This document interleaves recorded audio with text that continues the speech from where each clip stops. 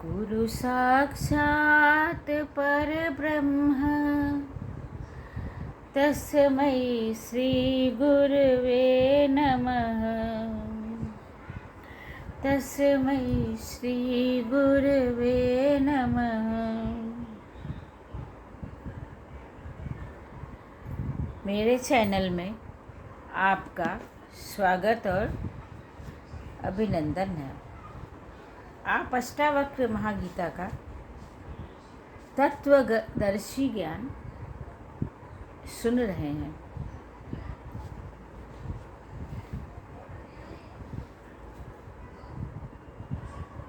शून्य दृष्टिर्विथा चेष्टा विकलानि इन्द्रियाणि च न स्पृहा न विरक्तिर्वा क्षीण संसार सागरे।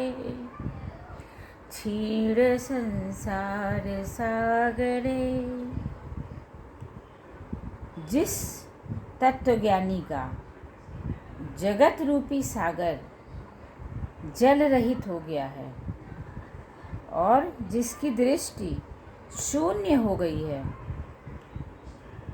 उसकी सभी चेष्टाएं निरर्थक और इंद्रियां बलहीन हो गई हैं।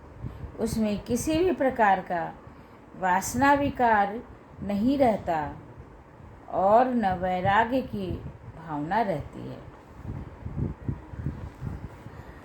जाकी विवेचना, जाकी रही भावना जैसी, तिहि मूरत तिहि देखी तैसी।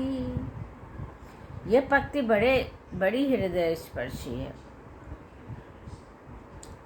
इसमें तो एक दृश्य को देखने वाले भिन्न भिन्न लोग हैं और उनकी भिन्न भिन्न तरीके की अनुभूतियाँ हैं।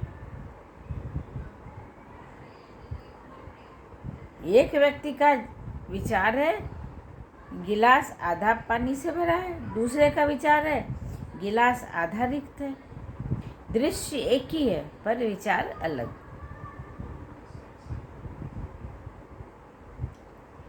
यह दृष्टि पर निर्भर करता है। जैसी हमारी दृष्टि होगी वैसे ही सृष्टि हमारी बनेगी। सांसारी के लिए संसार में अनेक आकर्षण हैं, अनेक रस हैं, पर वही संसार आत्मज्ञानी के लिए आकर्षण विहीन और रस रहित है।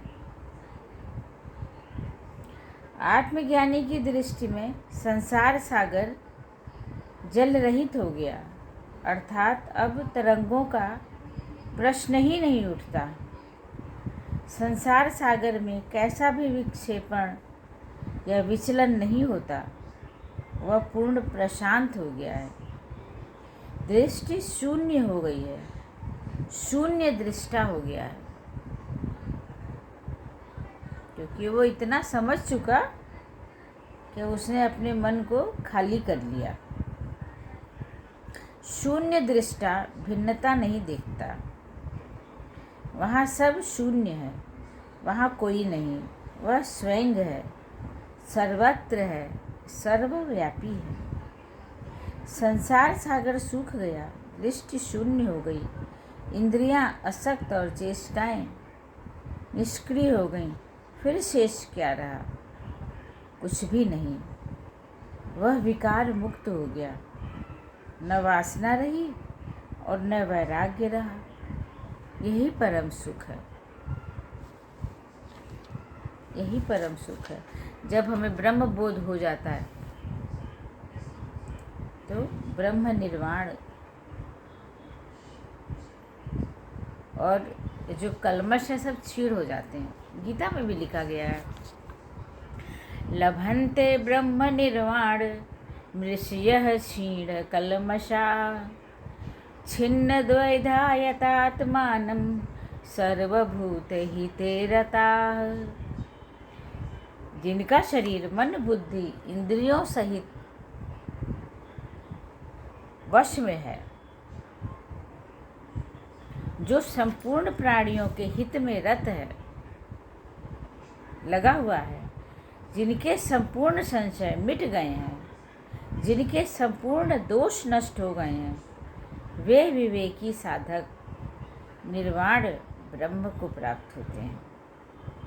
निर्वाण ब्रह्म में आत्मा परमात्मा एक ही है, इसमें दो भेद कोई भी नहीं है। जैसे जल तत्व में समुद्र और लहरें दोनों अलग अलग नहीं हैं, उनमें भेद नहीं है। ध्यान योग में परमात्मा प्राप्ति का स्वतंत्र साधन है,